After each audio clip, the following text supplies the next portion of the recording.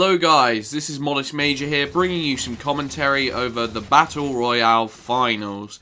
Now, basically, if you don't know what the Battle Royale is, it's Cleanup's tournament where he hosts a bunch of YouTubers and subscribers, and we all play in 4v4 games to see who comes out on top. Now, usually it just consists of 2 teams, but this time, Cleanup decided to do something special and have 6 teams of 4 face off. Now, some of these teams didn't show up, and some of these teams weren't necessarily as organised as they should have been, but for the most part, we got a really good tournament going on, and I mean really good. Like, most teams were able to play. It's just if they lost a game, they just kind of gave up and then went off. It was very late at night. For me, I played until 9 AM, and I am not exaggerating, so I was pretty tired, to say the least, towards the end, and this was the last game here, and basically, I know a lot of you guys have been asking me for some more competitive play, and I suppose this is the closest that you're going to get, because we're playing a very strong team. We actually end up losing this game, but I managed to go on a running riot midway through the game, just as I'm trying to bring back the game and pull off some clutch play, but fortunately it doesn't work out to my advantage. I basically get the energy sword, and I'm trying to take as many angles as I can. I start off the game really bad, but you guys aren't seeing that. But basically, I die like 6 times in a row without really accomplishing anything.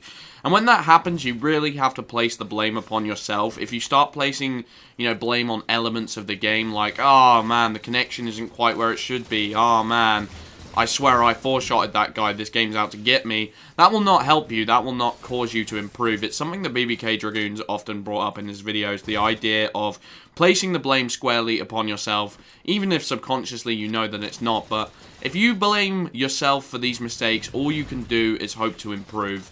Whereas if you blame elements of the game, they're out of your hands. It's nothing you can work upon, and you're just in a sticky situation, to be honest.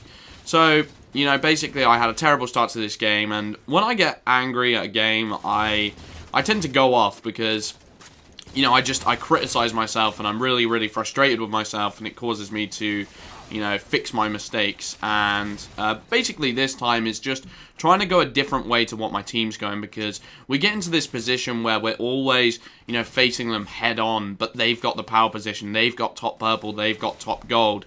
And what I try and do is, whilst they're distracted, get a flank or a vantage point to be able to get off on them. And it works really well, because I managed to go behind purple and kill them quite a few times. And I even get an overkill towards the end of the game. This is not a team that I enjoyed playing, however, they were strong as heck. They consist of Nathan Elias, who is one of the best players I know. Toast Bomb, whose nades are absolutely disgusting, and his overall positioning is just not something you want to mess with. And then they picked up 2 teammates because 2 people couldn't show up, and these teammates were really strong as well. And you had to constantly be on your toes. And it was definitely a refreshing change of pace to what I'm used to. Obviously, I'm used to, playing for pub stomping games, for playing for high-scoring gameplays, but there's definitely a couple of elements that I'm able to extract from them and put into more competitive play.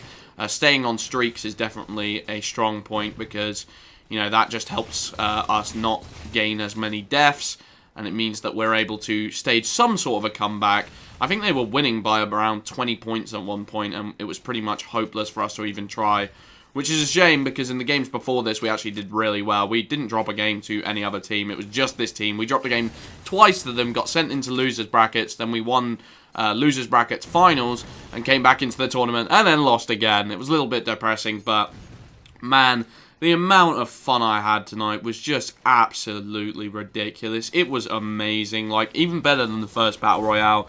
And I loved the first Battle Royale, but it was just so awesome getting to pair up with all these different teams, get to talk to everyone in the Halo community. And you get put in a position where you get to talk to people you wouldn't necessarily, associate with. And that's so awesome. And it's definitely something we should work on maintaining going into the future. We want this community to stay as strong as it possibly can, and there's just no one I don't like in the Halo community. There's no one that comes in my party and I'm like, I hate you, I want you out of my party. We always have some level of friendliness towards each other, and I can always hold a conversation with someone, and that's a rare thing, and I've talked about it before. I don't want to get too sappy, but it's awesome, and I hope you guys enjoyed this Running Riot gameplay. You should check out Cleanup's gameplay, because he's going to be shoutcasting certain gameplays from the event and doing a lot of videos on these tournaments. So, yeah, I'll leave my link in the description to his channel. And hope you guys enjoyed watching the video. I've been Modest Major. Peace out.